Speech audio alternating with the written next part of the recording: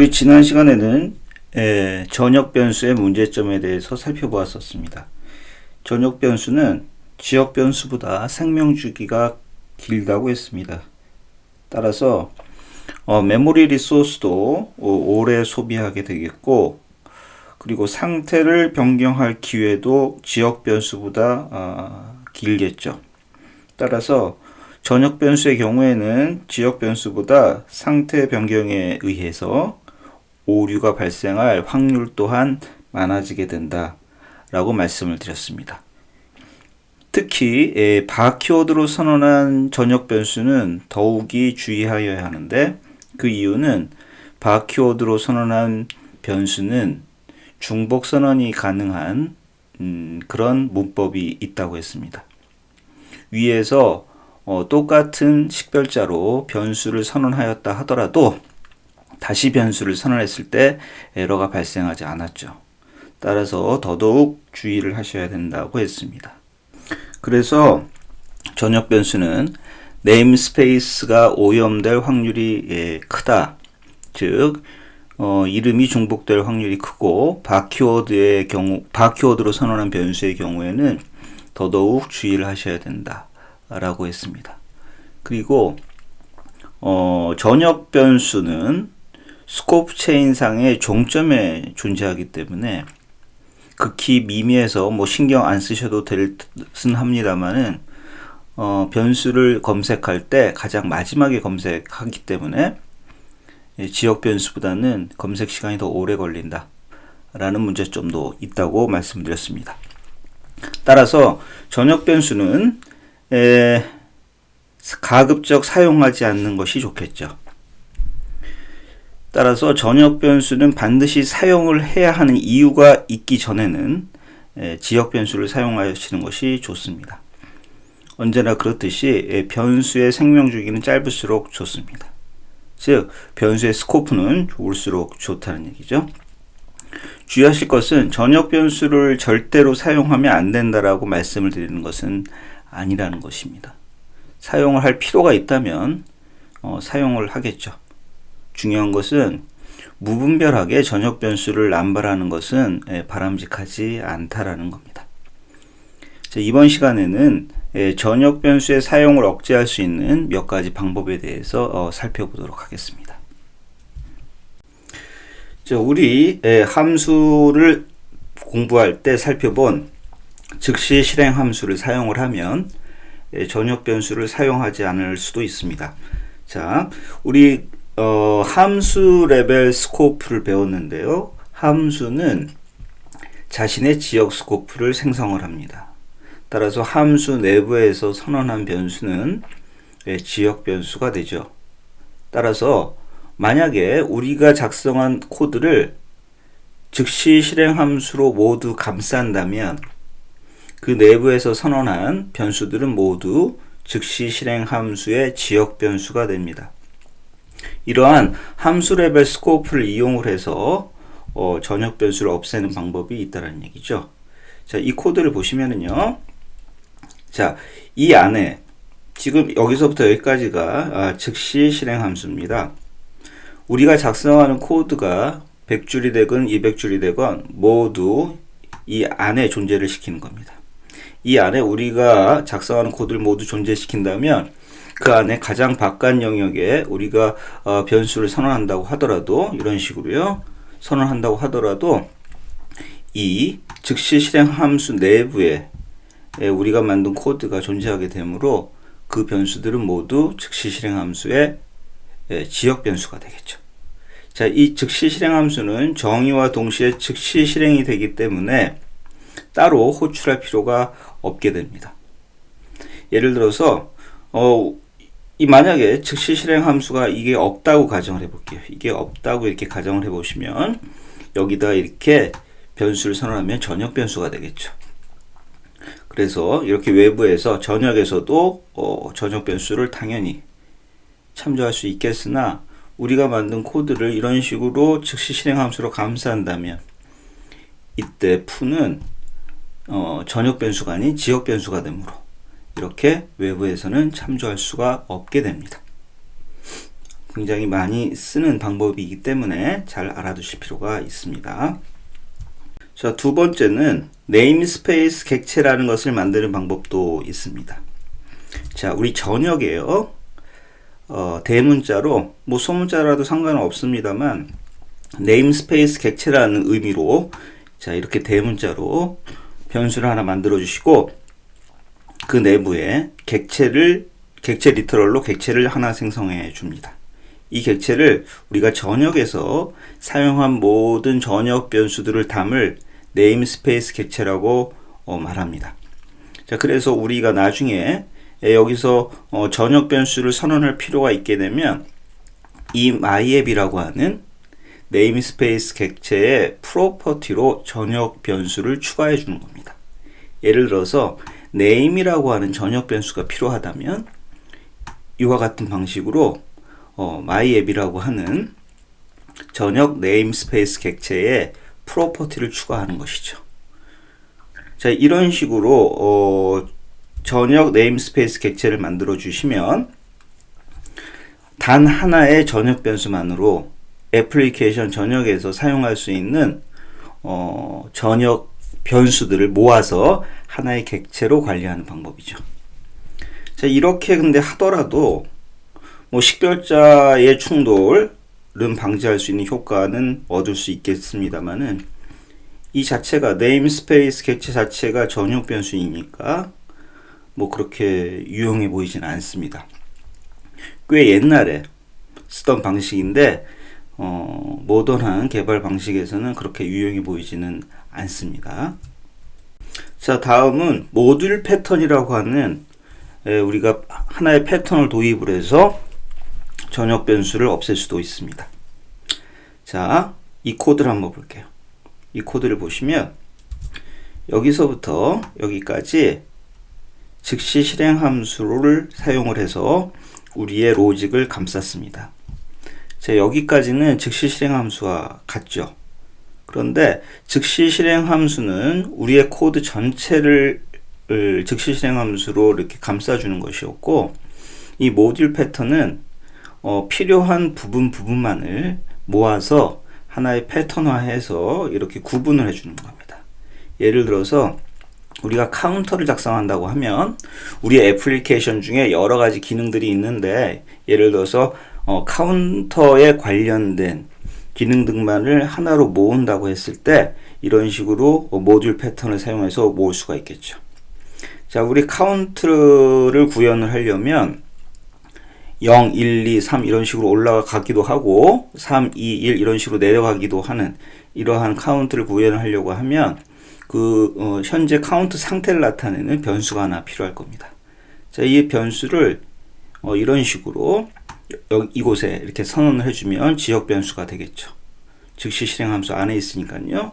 그리고 increase나 decrease와 같이 이 상태를 올려주기도 하고 내려주기도 하는 함수를 만듭니다.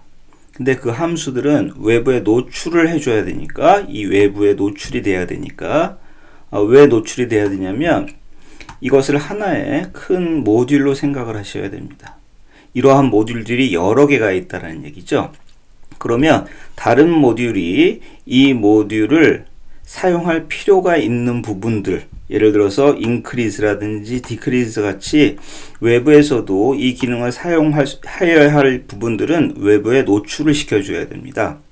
자, 그러한 것들만을 모아서 외부로 공개를 할 때 이렇게 객체 리터럴로 모아서 모듈 밖으로 리턴을 해주는 것이죠. 자, 여기서 리턴이 되면 이게 여기서부터 여기까지가 즉시 실행 함수니까 이 객체가 여기서부터 여기까지죠. 이 객체가 외부로 리턴이 되면서 이 카운터라는 변수에 할당이 되어질 겁니다. 그러면 이 increase를 호출하고 싶으면 이 counter.increase 이런 식으로 해요. decrease를 호출하고 싶으면 counter.decrease 이런 식으로 우리가 외부에 우리가 원하는 기능만을 공개할 수가 있다는 얘기입니다. 그런데 지금 이 변수는, 이 넘버라는 상태 변수는 다른 함수들이 함부로 증가시키거나 감소시키면 안 되겠죠. 다시 말해서 이 상태를 나타내는 카운터의 상태를 나타내는 이 num이라는 변수는 이 increase와 decrease라고 하는 함수만이 상태를 변화시킬 수 있는 능력을 갖게 해야 합니다. 예를 들어서 이 모듈 외부에 있는 어떠한 함수들이 함부로 이 변수에 접근하여서 상태를 증가시키거나 감소시킨다면 우리가 예기치 못한 상황들을 만나게 될 거란 얘기입니다. 즉, 이 변수의 상태 변화를 추적하기가 어렵게 되겠죠. 따라서 이 두 함수에만 이 상태를 관리하는 변수의 증감을 허용한다면 우리가 보다 이 변수의 상태 변화를 추적하기가 쉽다라는 얘기죠. 따라서 이 변수는 외부에 노출시키면 안 됩니다. 안 되기 때문에 만약에 이런 식으로 모듈 패턴에 이 리턴문 위에 여기다가 선언해 주신다면 외부로 공개하는 이 객체 리터럴에는 이게 포함이 되어 있지 않기 때문에 이 변수는 외부에서 접근할 수가 없게 됩니다. 즉 프라이빗 변수가 된다는 얘기죠. 우리 자바스크립트는 클래스 기반 언어와는 달리 프라이빗이나 퍼블릭, 프로텍티드 같은 접근 제한자라고 하는 것이 없습니다. 클래스 기반 언어는 프라이빗, 퍼블릭, 프로텍티드 같은 접근 제한자가 있어서 멤버 변수라고 하는 것들 클래스의 변수라고 생각을 하시면 되는데 그 멤버 변수들에 대한 접근을 제한할 수가 있습니다. 그런데 자바스크립트는 안타깝게도 접근 제한자를 제공하고 있지를 않다라는 얘기죠. 우리가 나중에 클래스에 ES6에서 클래스가 도입이 됐다고 말씀드렸었는데 나중에 우리가 ES6의 클래스를 살펴보면 사실은 프라이빗이라고 하는 프로포절이 제한되어 있기는 합니다. 그건 나중에 살펴볼 텐데 일단 아직 제한 단계이기 때문에 지금은 없다고 생각하시는 게 좋을 것 같아요. 자, 이 모듈 패턴에서는 이쪽에 이 영역에 선언한 변수나 함수는 외부에 공개되지 않습니다. 외부에 공개하고 싶은 것은 이 리턴하는 객체 리터럴 내부에 포함을 시켜줘야 한다는 얘기죠.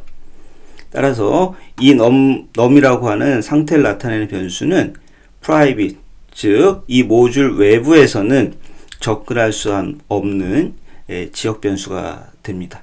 자, 이런 식으로 우리가 뭐 정식적인 모듈은 아닙니다만 이런 식으로 모듈 비슷하게 우리가 모듈 패턴을 사용을 해서 이렇게 전역 변수를 사용하지 않고 그리고 지역 변수를 사용하면서도 외부에서 접근할 수 없는 지역 변수를 선언하는 것도 가능합니다.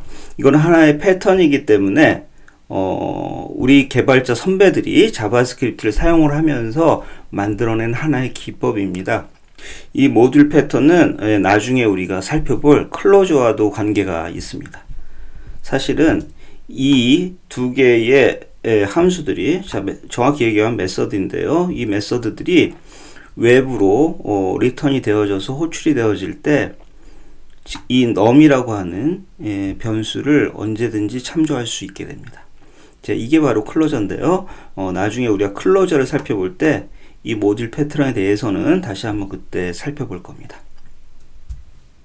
자, 다음은 전역 변수를 또 억제할 수 있는 방법은 모듈을 사용하는 겁니다. 우리가 앞에서 살펴본 것은 모듈 패턴이었고요.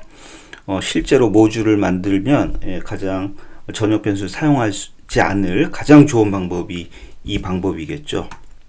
자, 그런데 안타깝게도 자바스크립트는요 모듈이라는 개념이 없었습니다.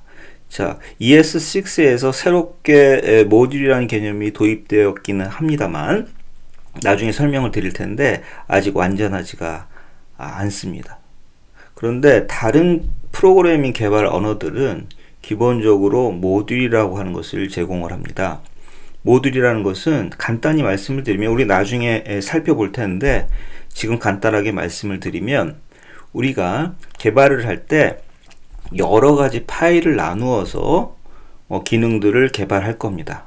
그리고 그 파일들의 단위는 가급적 기능들을 대변할 수 있는 하나의 기능을 하나의 파일에 나누어서 개발할 수 있다면 우리가 나중에 관리하기도 좋고 그리고 협업하기도 좋겠죠. 한 파일을 여러 개발자들이 함께 개발한다고 하면 굉장히 곤란할 겁니다.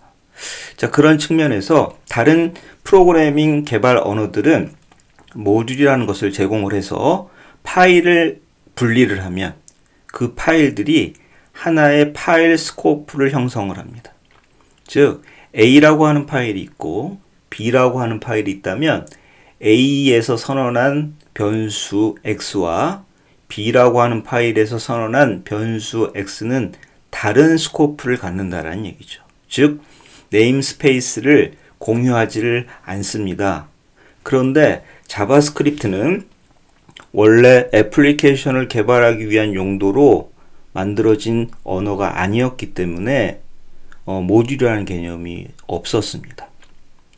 따라서 우리가 어떤 문제점을 만날 수 있냐면 모듈이 없기 때문에 만나는 문제는 우리가 여러 파일을 만들었다고 해도 스크립트 태그를 통해서 우리가 여러 개의 파일들을 로드해 오면 그 파일들이 결국은 한 파일 안에 뭉쳐져 있는 것과 동일한 효과를 갖습니다. 다시 말해서 하나의 전역을 공유하게 됩니다. 이때 A라는 파일과 B라는 파일이 있을 때 A에서 바 키워드로 X라는 변수를 선언하였고 B라는 파일에서 동일하게 바라는 키워드를 사용을 해서 X라는 변수를 선언하였다면 바로 선언한 변수는 중복 선언을 허용하기 때문에 의도치 않게 재할당이 되어지는 버그를 만들 수도 있다는 얘기죠. 따라서 우리가 프로그래밍 개발 언어로서는 반드시 모듈이라는 개념이 있어야 합니다. 따라서 ES6에서는 이 모듈을 도입을 하였는데 아직 완전하지가 않은 문제가 있습니다. 자, ES6의 모듈을 간단하게 설명을 드려보면 자, 이렇게 생겼습니다.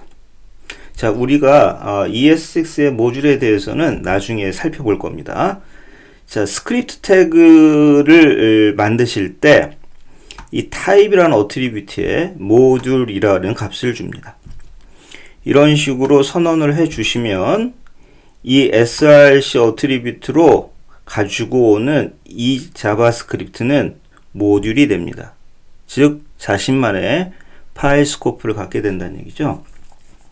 자, 지금 여기 MJS라는 확장자를 처음 보실 수도 있는데 모듈이라는 의미에서 확장자를 MJS로 붙여주는 것을 권장하고 있습니다.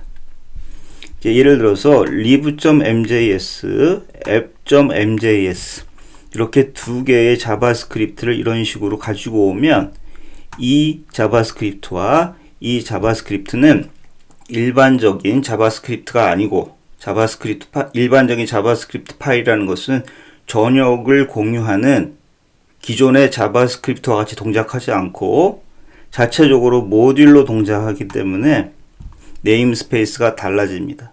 즉 자신만의 파일 스코프를 갖게 된다는 얘기죠. 그런데 나중에 설명을 드리겠습니다만 조금 지금 사용하기에는 좀 문제가 있습니다.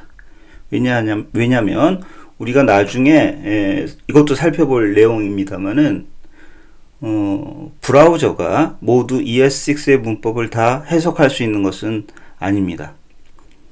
따라서 우리가 ES6 문법으로 프로그래밍을 할 때 어떠한 브라우저에서도 동작할 수 있는 애플리케이션을 만들어야 한다면 예를 들어서 IE 9, 10에서도 동작하는 애플리케이션을 개발해야 한다면 하위 호환성을 확보를 해 주어야 하기 때문에 바벨이라는 툴을 사용을 해서 우리가 작성한 ES6 문법을 ES5 이하로 트랜스파일링 해줄 필요가 있고 그리고 만약에 우리가 만들어준 파일이 자바스크립트 파일이 100여 개라면 이런 스크립트도 100여 개가 될 겁니다. 그런데 파일들을 로드를 할 때는 순서가 있기 때문에 그 순서를 100여 개의 파일의 순서를 우리가 일일이 지정해 주면서 이렇게 스크립트 태그를 만들어 주는 것도 굉장히 힘든 일이기 때문에 우리가 만든 여러 개의 자바스크립트 파일을 하나 또는 복수 개도 가능합니다만 하나 이상 두 개, 세 개 정도의 자바스크립트 파일로 번들링 할 필요가 있습니다. 그래서 웹팩이라는 도구를 사용을 해서 번들링을 합니다. 따라서 지금 우리가 이러한 ES6의 모듈을 사용한다고 하더라도 바벨을 통해서 트랜스파일링도 필요하고 그리고 모듈 번들링도 필요하기 때문에 아직까지는 바벨이나 웹팩을 사용을 해서 모듈 번들러를 사용을 하는 것이 일반적입니다. 그렇게 웹팩 같은 모듈 번들러를 사용을 하게 되면 웹팩이 제공을 하는 문법을 통해서 우리가 모듈을 구현을 할 수가 있습니다. 따라서 아직까지는 모던한 자바스크립트 개발 환경에서 웹팩을 사용하는 것이 통상적이기 때문에 그 방법은 우리가 나중에 살펴볼 겁니다. 그래서 우리가 결론적으로는 여러분들이 현업에 나가서 개발을 하시게 되면 웹팩을 사용하실 가능성이 큰데 그 웹팩을 사용을 하시면 임포트, 익스포트라고 하는 모듈의 문법을 사용을 하셔가지고 여러분들이 각각 만드는 파일들을 모듈화해서 개발을 하시게 될 겁니다. 그렇게 되면 여러분들이 분리한 파일들은 각자의 모듈 스코프를 갖게 되기 때문에 전역 변수의 사용을 억제할 수 있게 되겠죠. 그래서 결론적으로 말씀을 드리면 앞에 우리가 살펴본 세 가지 방법은 그다지 효용성이 없고 결국은 여러분들이 잘 아셔야 되는 것은 모듈이라는 얘기입니다. 자, 이 부분은 우리가 나중에 좀 더 시간이 지난 다음에 자세히 한번 살펴보도록 그렇게 할 겁니다.